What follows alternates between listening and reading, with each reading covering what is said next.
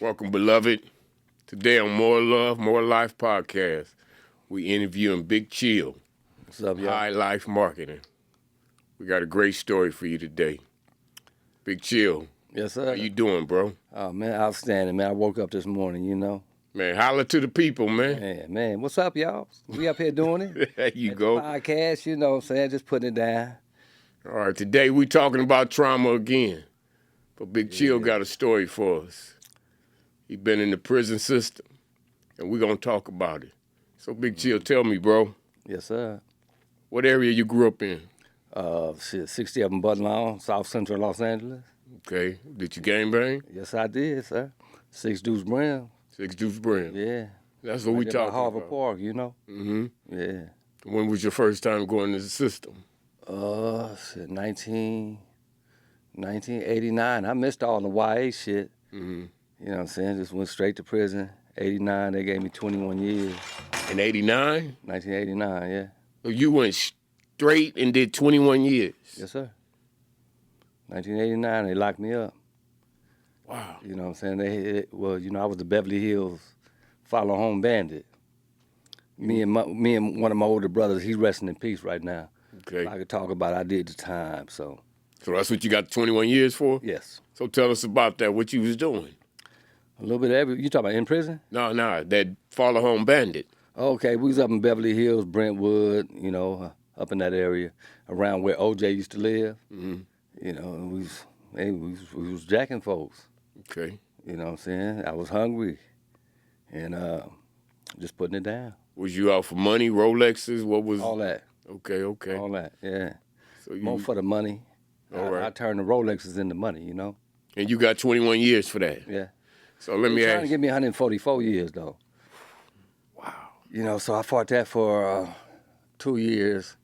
I fought the case because they had me on 10 counts of armed robbery and Wow. 4 counts of 209B kidnapping.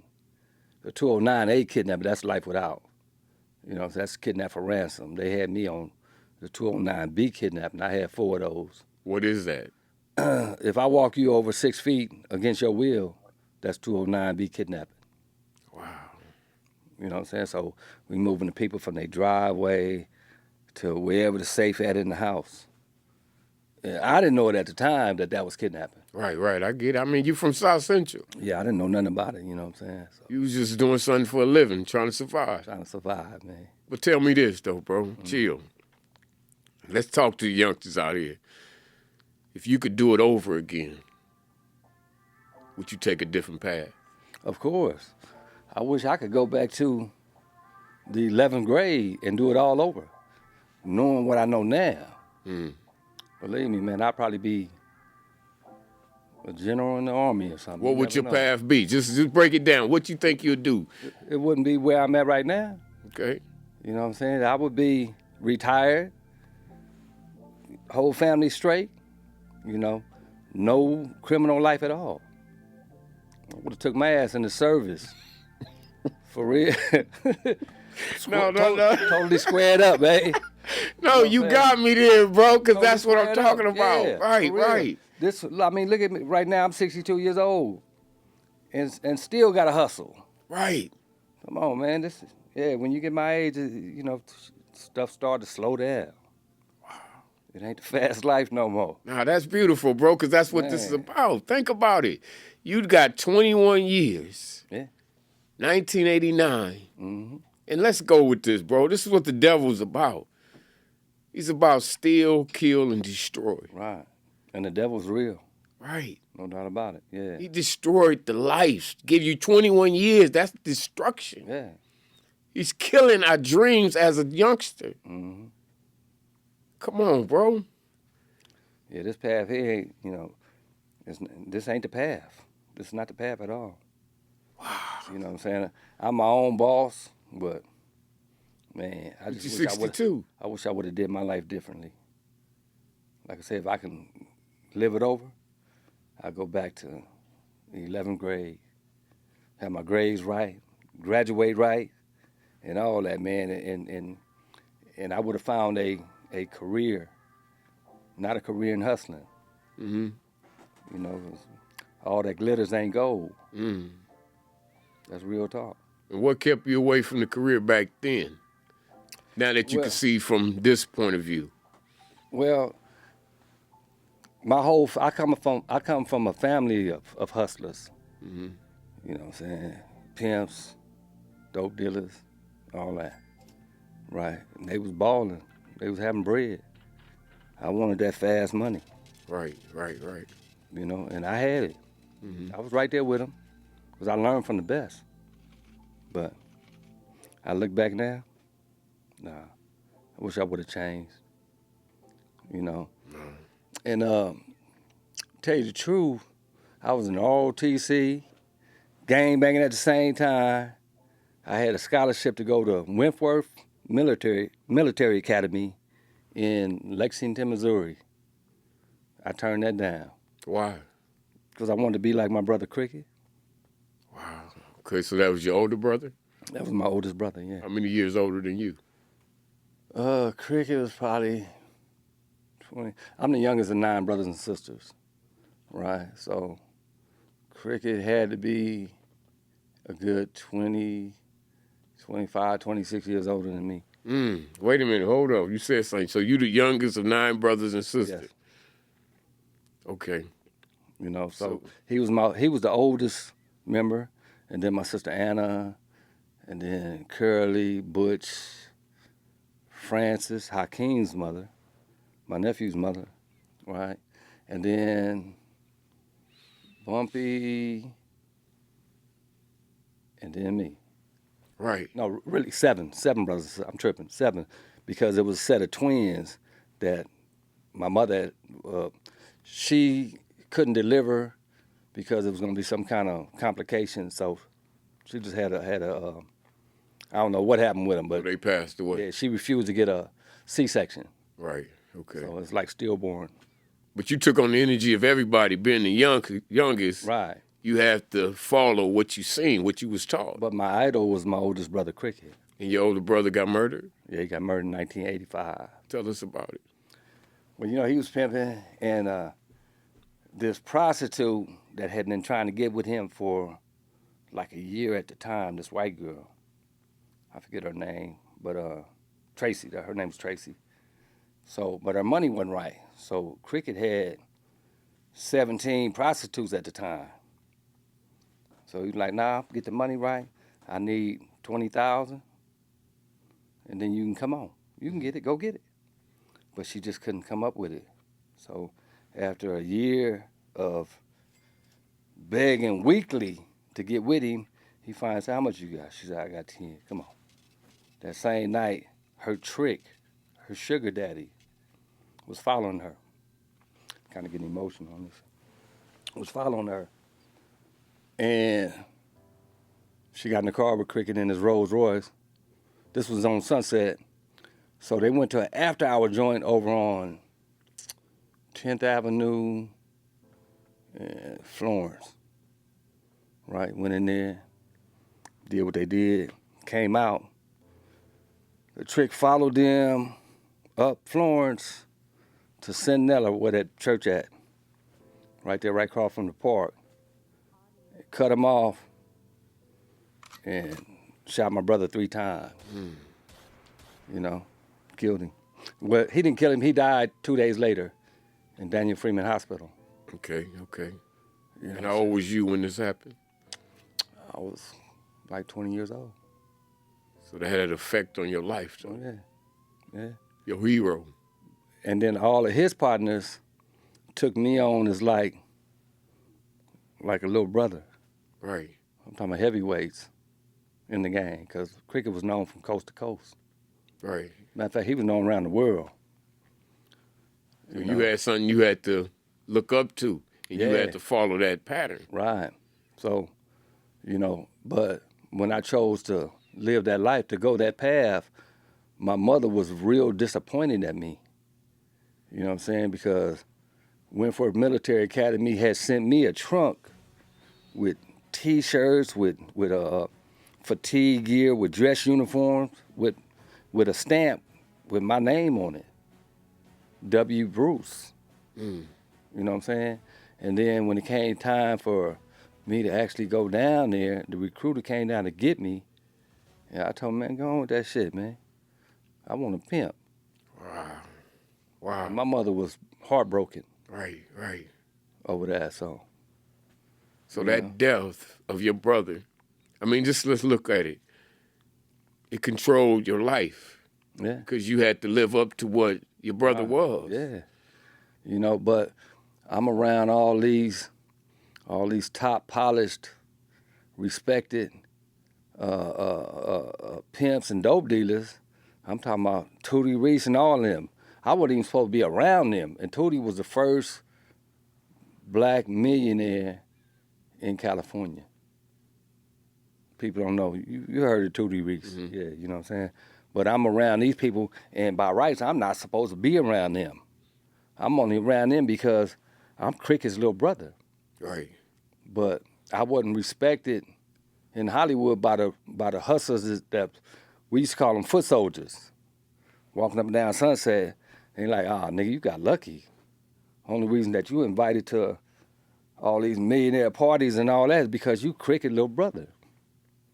You know what I'm saying? And I'm like, okay. So I tried to be like my brother. You know? Okay. But living that life, now let's go deeper. That's what took you to do the 20 years. Yeah. Well, my first woman, I don't like calling them hoes no more and all that, but believe me, they used to be everything in the book. But, I'm a family man. I got a daughter graduated magna cum laude from Cal State. Yeah, I love her to death, so I really got a lot of respect for women now. Right. Then I didn't. Right. So I just went through life, man. Trying to make it, just talking about this got me emotional, man. That's okay, bro. That's what it's about because we don't want the youngsters repeating this cycle. Right. Because this cycle was pushed to us as cool, but they not seeing the debt we are paying. Right. So that's what this is about. Talk to them about the debt you paid. You went and got 21 years for robbing. So what happened, I don't mean to go off track, but what happened on that is after everything was peaches and cream, man. I'm a baby in the game, you know what I'm saying? 10,000 in my pocket all times. I got a stable of 7 women. Their quarter was $1,000 a night. Then you can come home. You know what I'm saying? So you bringing in $7,000 a night with 7 women. 7 racks, yeah. 7 racks a night. You know what I'm saying? I'm balling. And then when Cricket died, it seemed like my whole world crashed in that life. You know what I'm saying? All his partners, they trying to pull me in, out of love for Cricket. Nah, man, you ain't going back over there. You gonna stay over here with us, and you gonna live up to your brother's expectation. And I tried that. It just wasn't the same, man. My heart wasn't in it. Right. You know what I'm saying? So, but I was used to having money. And then, all the prostitutes start smoking cocaine and smoking rocks and all this other shit. And the money got real funny, but I was used to having money. So that's when I was like, fuck it. I used to watch Dallas and J.R. Ewing and all them back in the 70s. And I knew they kept the money in the wall, in the thing called a safe behind the picture. Okay. Right, so I knew all these big houses, all these rich folks got them somewhere in their house. I don't have to know where they're at. They gonna tell me where it's at.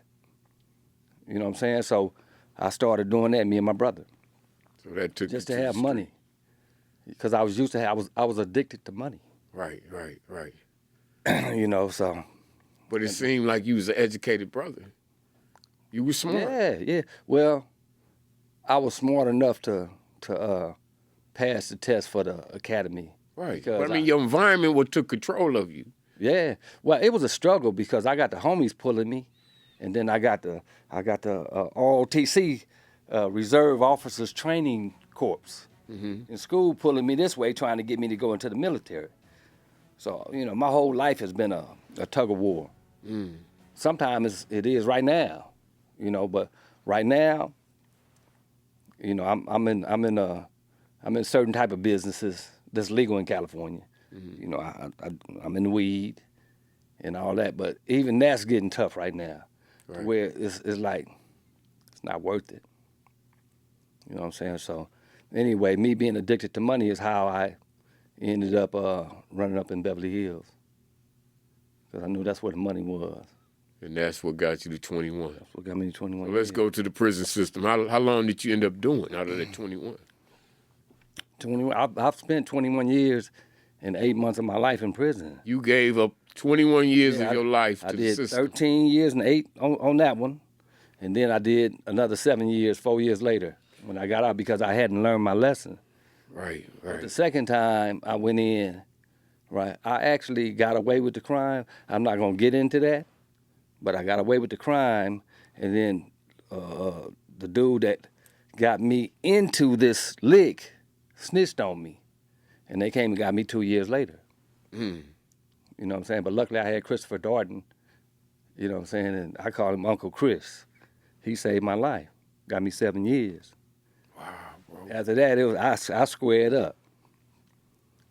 You know I what mean, I'm this is deep, saying? bro. Yeah.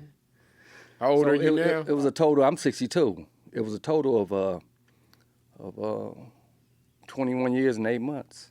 You gave a third of your life to the prison system. Yeah. With a 4-year break in between. You know what I'm saying? I got out, went back 4 years and gave another 7. But now, do you see the cycle of this? Do we see what's happening to our black brothers? Oh yeah, all the time. I see it every day. I mean, we are glorifying this life, but And man, this life ain't nothing. It used to be glamorous, man. You know what I'm saying? I go into a club, everybody suited and booted. You know what I'm saying? $1,000 suits on, right? $4,000 gators on. Now you go into a club, man. I went to a club a couple of years ago, sharp as a tack, and I'm the only one got a suit on. you didn't fit. I didn't fit. I'm like, damn, this is what this world came to. Right. Used to be players up on Sunset, Rolls Royces, all kind of stuff. And then I went down Sunset. I had my own limousine service. Went down Sunset one night. It was like 3 o'clock in the morning. And I'm a gangbangers, man. You know what I'm saying? For real, representing. That's pimping. Mm-hmm. I'm like, man, what happened? What happened to Hollywood? It used to be glamorous. You know, and I learned from the best. My brother Cricket, but Cricket blessed me with Uncle Doobie, who passed away about 5 years ago. Doobie was the biggest player on the West Coast. You know what I'm saying? Known and respected by the greats. Yeah. Don Juan, Shantae and Rosebud, Pimpin' Ken, what's his name, just died? He just died on the motorcycle. Oh, Kenny Red, all of them. But tell me, Chill, to have that life and to give up 20 years of your life, was it worth it? Nah. But, I mean, you know, prison, it was like a college to me, though. Well, going to the prison system, how was it during that time? It was crazy. It was crazy. When I first went in, right, what governor? Oh, that's when Pete Wilson was in, when he was California governor, right? He changed the whole thing, get down on the prison system. Before then, man, the lifers was taking lives in prison every day. You look at them wrong, man. They was killing each other. Yeah, killing each other. They had life. They had nothing to lose. And then when Pete Wilson came in as governor, he said, yeah, you motherfucking lifers, kill somebody else, right? You ain't gonna be doing life no more. We gonna put you on the shelf in Quentin, and you gonna wait to die in that electric chair, that gas chamber. And them lifers got some act right after that, man. they toned that stuff down. They straightened it I up. was so happy for that. Because, you know, I was young, man, you know what I'm saying, hitting I hit Old Folsom in like January 19, no, it wasn't January, it was like June 1990. You know what I'm saying? Because I caught my case in 87. I was convicted in 89. Mm-hmm. And by the time I got to, it was around June 1990. That's when I hit Old Folsom. Wow. You know what I'm saying? I was up there with people, with homies I ain't seen since I was a kid. Right. You know what I'm saying? Who took me in. And then a lot of Cricket's partners. So once again, I'm playing tug of war. I'm over in Blood Alley over by in front of one building by the boxing ring, hanging with the homies. But I got pimp partners of crickets that knew me. Nah, come on, chill, let's go. Let's take a walk. Walking around the track. So, like I say, my whole life been a tug of war, man. Wow, bro. But it was crazy though. So I wonder what would have happened if you'd have gave that 20 years to just educating yourself. I wanted that too. Where would I, well, I know where I probably would have been, either because we are talking about the military, so chances you out there and catch a bullet, right? But I got partners, man, that was in ROTC with me in high school that went to the service, now living up in Ladera Heights, $3-4 million homes, man, on a retirement check. Lieutenant colonels and stuff like that. Right. One of my partners, Keith Washington, he runs Angeles Funeral Home with a big salary. Wow. They paying him a couple of $100,000 a year to do what he do. But he went in, did his time, put his 20 in. Actually, he put 25 in, right? And he's getting like $12,000 a month. So the fast life is not worth it. Not worth it at all. It's enticing. Yeah, it's supporting that prison system. It's for the moment. Right. It's only for the moment. It ain't in the end. It ain't gonna get you nowhere. If you get in and get out, get your money, get out. You know. But everything we do gonna change the inside of us. It's gonna make us respond a certain way. Right. So if we out there pimping, robbing, stealing, killing, that becomes in our soul. Mm-hmm. And this is what the devil wants. I guess what I'm trying to get to, man. Us living that street life, this is for the devil. Man, straight devilish, man. You know, I wrote a couple of books while I was in there. You got a few books out? Mm-hmm. I got What's books the out name right of now. I got the Kings of Credit, right? Because I was in that world. I had a partner named I ain't gonna say his last name, but Rory. We called him Bobo, right? True king of credit, man. You know what I'm saying? So he had the insides. The whole, all three credit bureaus. He had people that worked in them, and he pay them and they do what he need them to do. I'm talking about turning a 450 FICO score into a 820 overnight. People go, they get on the computers. I don't know if they do that shit anymore, but you know, he was the king of credit, right? So he laced me with the game, and I would go out and find credit clients. Mm-hmm. You know what I'm saying? And they would pay me to enhance their credit score. So is that what your book is about now? That's the Kings of Credit, yeah. Okay. So it's Kings of Credit. It's about two black dudes that got so many credit clients, man, and living like millionaires. You know what I'm saying? Living all up in the hills, driving nice stuff, bank accounts, all that, you know, with good credit scores. Mm-hmm. You know what I'm saying? But my partner got killed in he got killed in 2004. No, he got killed in 2005. You know what I'm saying? That hurt my heart, man. It hurt my heart. So I ended up telling our story. You know what I'm saying? So remember, I don't try to incriminate nobody, especially myself. So if I'm talking about something, it's past tense. You know, Bo, he dead. I'm still alive, right? But I could talk about it now. If he was still alive, then I wouldn't be here talking about it. I know, I got it. But you see the common denominator here? It's like either we dead or we in the prison system. Exactly. So how do we get stronger as a people? I mean, these youngsters out here, what do they need to hear? Because they don't need to follow this route of pimping, of drug dealing, of going to prison, and this was being glorified. So how you get stronger as a people, man, is the only way I know is work hard for it. Work hard for your money, blood, sweat, and tears, man. All right, but you see how you had a dream back when you was young, and you escaped that dream by going with the route of the environment, of the neighborhood. Mm-hmm. So I think our kids are dreaming, but they saying that fast money. Yeah, and you know, I'm still getting kind of fast money in this marijuana industry. You know what I'm saying? But it's not happy money, man. And I got to deal with all the bullshit that come along with the fast money. You got to deal with the people trying to take your fast money. Right. You got to deal with the law. trying to lock you up, trying to keep you from getting that fast money. Mm-hmm.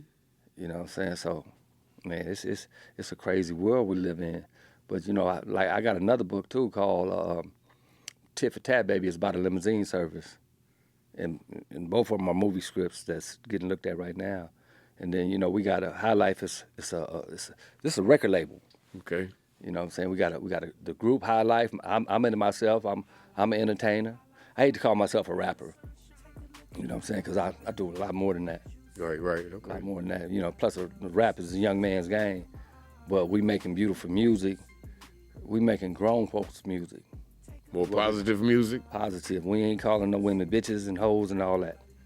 You know what I'm saying? We glorifying the women because that's the root of all civilization. Right. Come from the woman. Right. I used to disrespect the females. Now, you know, I love them. I love my wife to death. Now you see the power of a woman. Yeah, I do. Wow. She raised a beautiful family. Right. So my wife is Cambodian. We've been together going on 26 years now.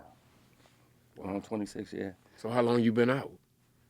Well, you know, she did time with me. So she was with you while you was doing prison while time? I was doing prison time. She stuck with you? Yeah, right there. Wow. Tore the doors down. Broke the doors down. She's a nurse.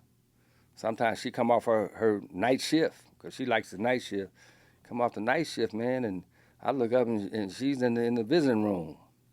Way the fuck out in motherfuck Egypt. Out in the desert, you know what I'm saying? To come see me, and I would watch her sleep sometime. She'd put her head down on the table. She'd go buy me a bunch of little food out the vending machines. Mm-hmm. And I sit there and I just watch my baby. You know what I'm saying? At the end of the visit, I wake up and it's time to go. So doing what you're doing, yeah, God still blessed you with a beautiful wife. Because I always been a beautiful person. Of course, I stole her, but I never really tried to hurt nobody. I never tried to hurt nobody. But that's the thing, bro. Yeah. You got people that go do these robberies and do some fucked up shit to people.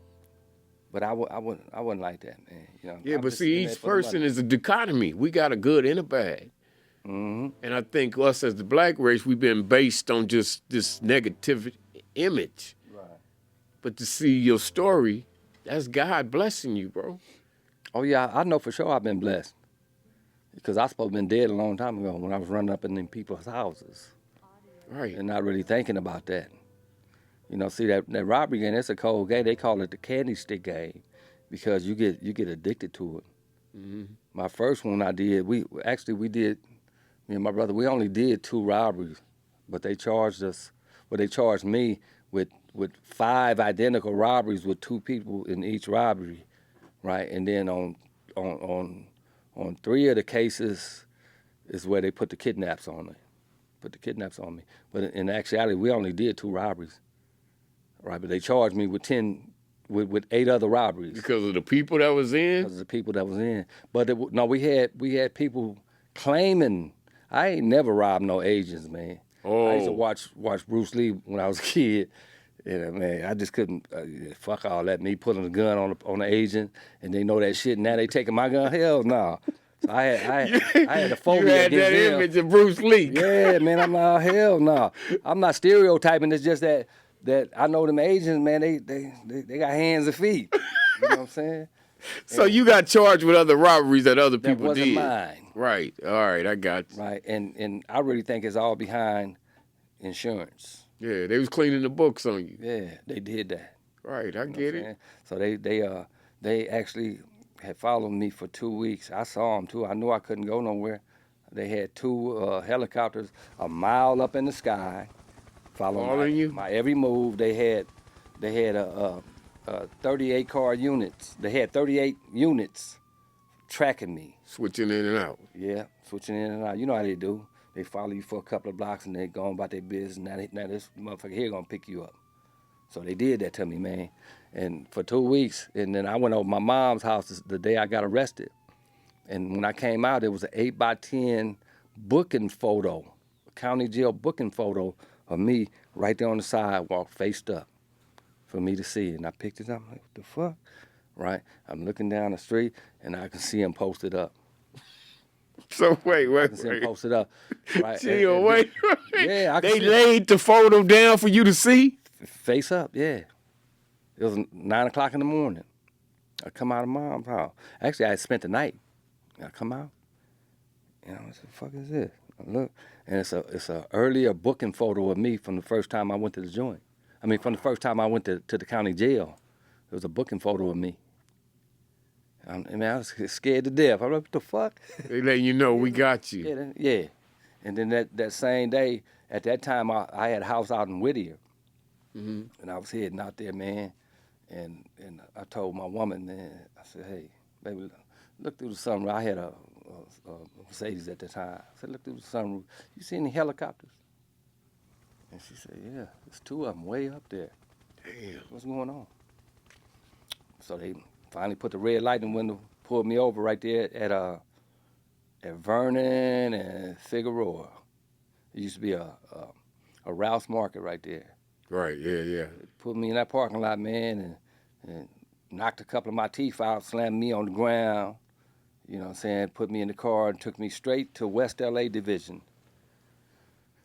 You know, and I stayed there over the weekend, and that Monday morning, they I was in Santa Monica Court. Wow. Because everything comes from Beverly Hills. They didn't at the time they didn't have a Superior Court, so they send you to Santa Monica. And for 2 years, man, I went through there. And then after 2 years, this judge, Rosemary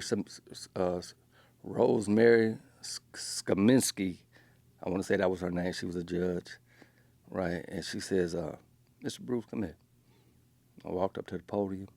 She felt my hand. She's no callous. She said, "Son, you ain't worked a day in your life, huh?"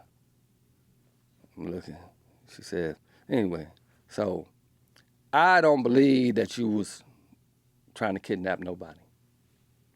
Right? I'm like, "Where's this going?" She said, "With that being said, I'm going to take off these 4 counts of kidnapping." Right? Because I was facing 144 years up until that time. Mm-hmm. And I look back at my attorney, and she said, "I'm going to take that off. I don't think you deserve it. You just trying to rob some folks." I look back at him, and he gave me that look like, "Don't say nothing." Right, so I said, "Thank you, Your Honor." And my time went down from 144 years to 21 years and 8 months. 21 years and 8 months. Mm-hmm. And you did. Man, it felt like somebody took their hand off my shoulder.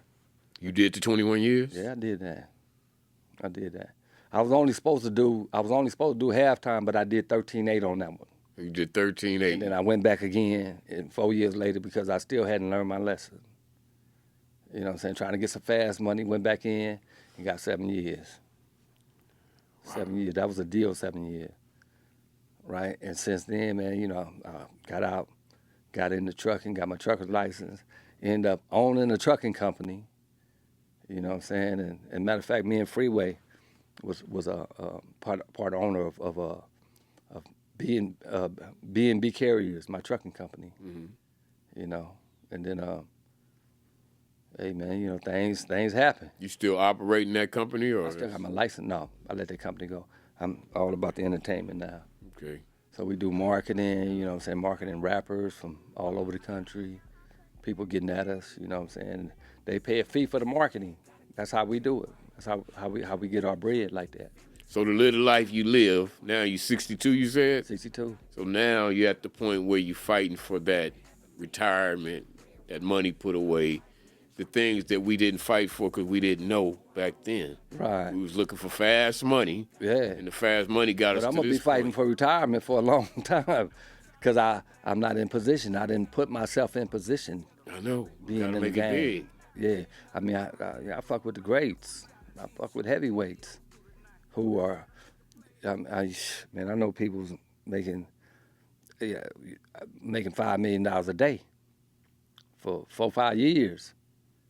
You know what I'm saying? Feds end up taking all their shit. Right, I was gonna say, what happened though? Yeah, feds take their money. So now they, you know, just like me and you, they got big names and all that, but they don't have the capital. Life is gone. Yeah. So my life is an everyday struggle. I don't have a big ass safety net or a nest egg. You know what I'm saying? A egg in the nest, rather. Right. You know what I'm saying, that I can fall back on. So I got to get out there and I got to get money every day. But that's why we're here. Because Yeah. we don't want our youngsters to follow the same path Exactly. of destruction. And to get to this point and see, man, if I would have focused, if I would have believed like you've been ROTC, Yeah. if you'd have took that route, you'd have been a whole different person. Like my partners did. Two of my partners, man, they set for life. They got their cribs and everything. Family was raised up. You know, they respected, man. They out there watering their grass. I wish I could do that. You know, I got a house. That house ain't mine. You know, it don't belong to me. Right. You know what I'm saying? So, hey, I'm trying to get in a position to buy it, but shit, money tight right now. It's about to get even tighter. Now that hurts, brother. You know But what I'm that's the saying? truth. That's So the truth we need to hear. Everyday struggle. It's an everyday struggle. I got to get up. I don't have the luxury to be in bed with the flu and all that. Even if I'm sick, I got to get my ass out there and I got to hustle. That's a cold life to live, man. And it's not worth it because the best of the best, they all fall. Long as you ain't. With that fast money. Yeah. As long as you ain't with that fast money, then you gonna make it. You gonna make it. So chill, tell me about it. You was locked up when your parents passed? Yeah. Pops, he died in '94 from cancer. He had prostate cancer. Right. It really hurt me, man. You know what I'm saying? And then my mother and my father had been together for so long, like 50-something years, right? Mom's passed away. Right after he died, she started dwindling down her health. You know what I'm saying? Then she passed away in 1998. I was in CRC prison. They wouldn't let me go to the funeral because I was affiliated with the Bloods, right? And I mean, that hurt me. My niece Kenya had told me on the phone that Mom's passed away, and then the very next day I went to work. I was a clerk in the laundry. Officer Scott, real cool CDC officer. You know what I'm saying? I went checked into work the next day, you know, and I couldn't stay in my bed, you know what I'm saying, just crying and shit. So I said, let me take my ass to work. So he said, chill, look, man, put that vest on, man, just jump in the truck with me. I was in the 3 unit. That's where I was housed. He said, we're going over 2 unit to pick up some laundry. I get in the truck with him, man, take me over to dorm 209. And Miss Fuller was up in there, so she says, Bruce, that last bunk back there, wake that dude up and tell him to move to the bunk across from him because you got to get all that linen over there. And he's in the wrong bunk anyway. So I get over to the bunk and I tapped dude's food. No, actually, I got to the bunk and then I went back up there and I said, man, that motherfucker's asleep. I'm not going to wake that dude up. Right. And then Scotty said, man, go wake that motherfucker up, man. Fuck that dude. Tell him to get his ass over there. So I tapped dude's feet. I said, hey, homie, hey. He had the blanket over his head, right? It was cold as fuck. It was in December, right? So, you know, he snatched the blanket off. What's up, man? And I looked, and it was my brother. Your brother? My brother, yeah, my older brother. He was actually my crime partner. He was actually my real crime partner. Wow. You know what I'm saying? But I'm the one caught the case. You know what I'm saying? Because I caught the case with my homeboy, Notorious, who really was like in my brother's place. Because my brother had caught he had a 9mm in his car 3 weeks before I got arrested on the case. So Notorious rolled with me. He asked me to be down with me. Mm-hmm. He rolled with me. He didn't do anything, but at the end of the day, he ended up getting 16 years. Wow. You know what I'm saying? He wasn't part of the crime? We went up there to do something that night, but you know, He was there. I felt something was wrong, and we was up in Beverly Hills. I keep seeing the same cars. I'm like, nah. And then, you know, we had a 31 car squad on our every move. You know what I'm saying? So anyway, Norris got the time that my brother Butch was supposed to get, And my brother, like I told you, my brother Bush, he died 5 years ago. So that's why I can talk about it. But anyway, so we got up and we hugged each other. At that time, I hadn't seen him in 10 years. You know what I'm saying? So I'm like, man, what the fuck, right? And he told me, man, you know, mom died. And we hugged. And then I left, and that night, right, because we was in a bunk bed situation up there. It was all dorms. I left, and that night, I could have stayed in my bunk, but I climbed to the top bunk and let my older brother have the bottom bunk.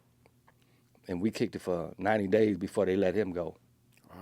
You know what I'm saying? But when mom died, it was real hard for me, and they wouldn't let me go to the damn funeral because I was affiliated.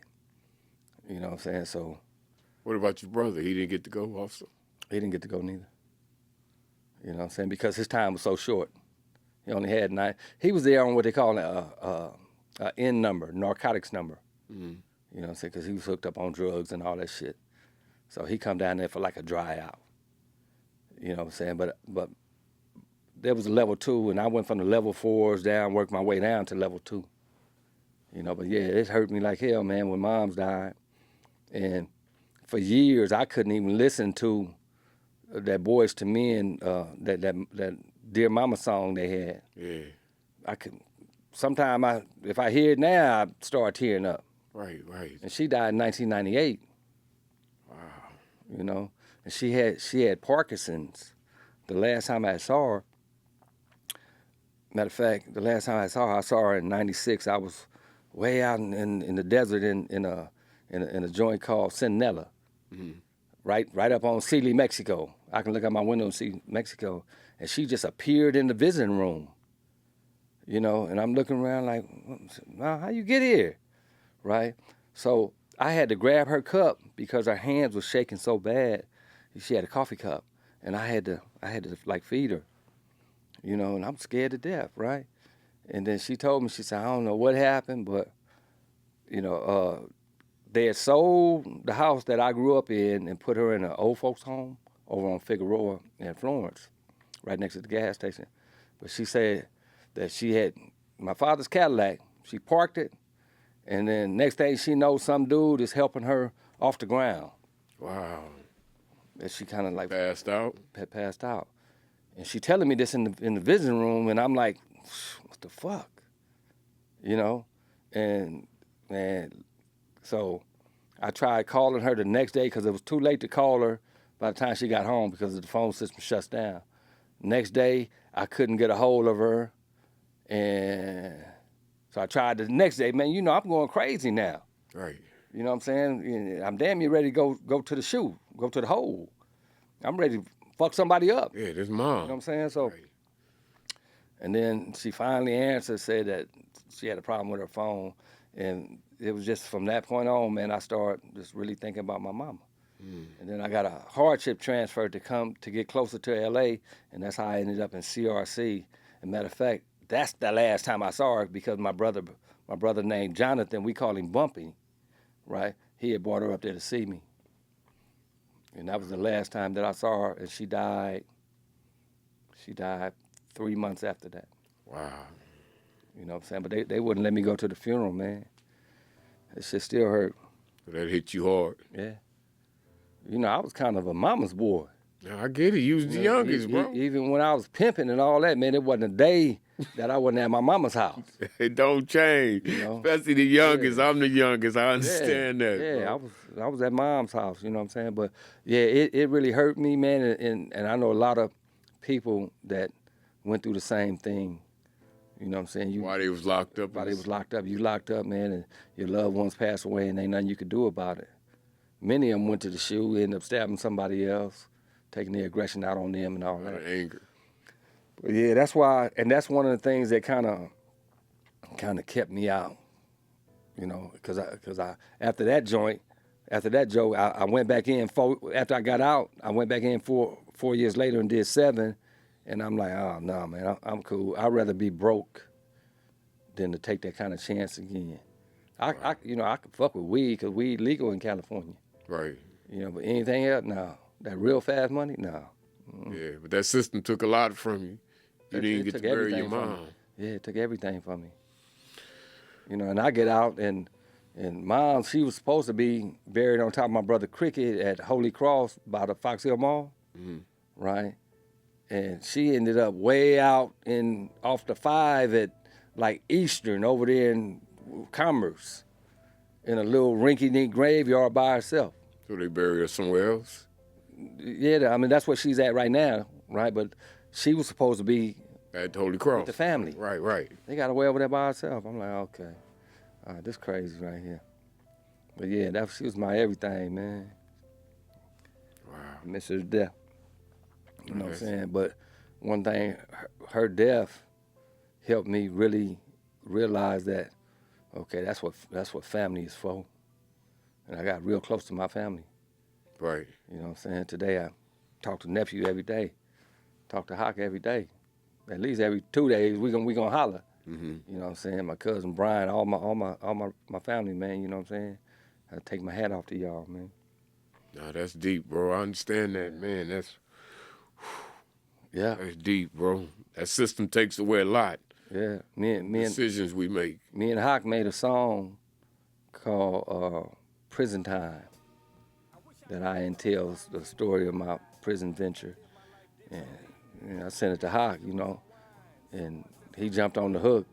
But as soon as I sent it to him, he called me, and man, we was crying on the phone. You know, because, you know, he remembers his grandmother. You know, Right. yeah, it's called Prison Time, but anyway. Yeah, we got to hear that. We got to prison time. Yeah. We got to hear that, bro. They can go on all social medias, man. You know what I'm saying? I'm Big Chill.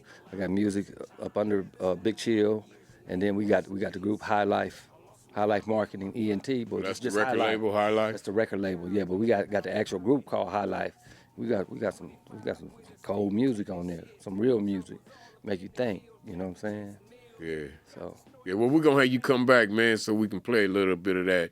But right now, we're going to go on and close this out. yeah, So if you got any shout-outs, go ahead and yeah. Shoot 'em out, bro. I like to shout out to everybody. You know what I'm saying? All my loved ones, all my families, all my friends, all my group, Boo Capone, Call 73 Live, dope, right? Mo McCoy, that's my right-hand man. He's the president of High Life Marketing ENT, and, you know, and myself, you know. And then of course, Hakeem, we got Hakeem on a lot of the hooks. Right, right. You know what I'm saying? Hakeem 781, bad, Okay.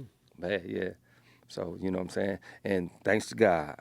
Man, we can't forget God. Yeah, you can't get forget. That's everything right there.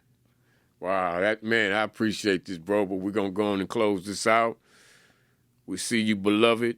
Peace. Peace. All we need is love